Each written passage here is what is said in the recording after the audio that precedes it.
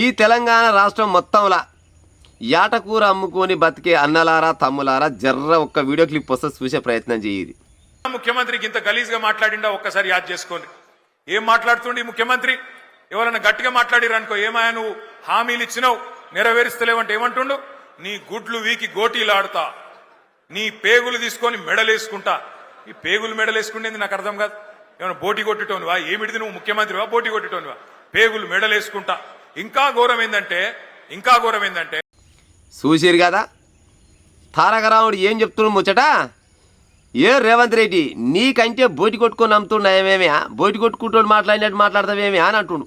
అంటే బోటి కొట్టుకొని అమ్ముకొని బత్తోళ్ళు అంత ఇకారం తప్పిన వాళ్ళు కావచ్చునా? వాళ్ళకు ఒంటి మీద బట్టలు లేకుండా వచ్చునా? బోటి కొట్టుకున్న వాళ్ళు అంత ఇకారం తప్పిన వాళ్ళు ఏమి నీకంటే అడగ తింటున్నాయేమేమే అన్నట్టు చెప్తుండు ముచ్చట.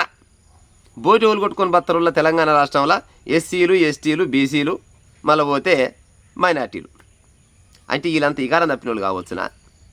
ఈ తెలంగాణ రాష్ట్రం మొత్తంలో అంట ఎన్టీ రామారావుని చూసిండంట, రాజశేఖర రెడ్డిని చూసిండంట, కిరణ్ కుమార్ రెడ్డిని చూసిండంట, రోషేయని చూసిండంట. రోషేయ తర్వాత గోషేయ వచ్చి ఆ గోషేయని కూడా చూసిండు. ఆ గోషేయనే వీళ్ళయ్యా. ఇంతమందిని అంట ఈ గబ్బు మాటలు మాట్లాడే ముఖ్యమంత్రి అంట ఎవ్వరు లేరంట. అయ్యా నేను నాకు ఇన్న ముచ్చట చెప్తున్నా. మీ అయ్యా లంగా అనే దొంగ అనే బయటవాయ అనే ఏంబీకి వచ్చిరా అనే ప్రిపేర్ కాకుంటే పీగనీకి వచ్చిరా అనే ఏకంగా కేంద్ర మినిస్టర్ని పట్టుకొని రండా అని కూడా సంబోధించే మీ అయ్యకంటే రోగు తప్పినోడు వాడు ఉండొచ్చునా?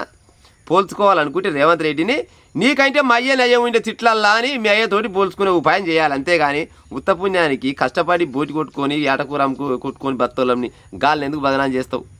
దమ్ము ధైర్యం గల్లోని అయితే రేపన్నాడు మరి ఈ బోటి కొట్టుకుంటున్న దగ్గర ఓట్లు అడుగుతాందుకు పోతే పొరకదే మన పాలవుతాం. మరి పోదు మగపిల్లగాని అయితే బోటి కొట్టుకుంటోళ్ళని ఓటే అడగొద్దు.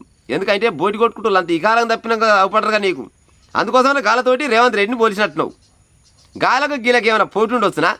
మీరు సావాలి కానీ ఉత్తపుణ్యానికి మధ్యలో ఈ ఎస్సీ ఎస్టీ బీసీ మైనార్టీలను గుంజే ఉపాయం చేస్తే ఎద్దుగుద్దునట్టు గుత్తారు తారకరాముడు.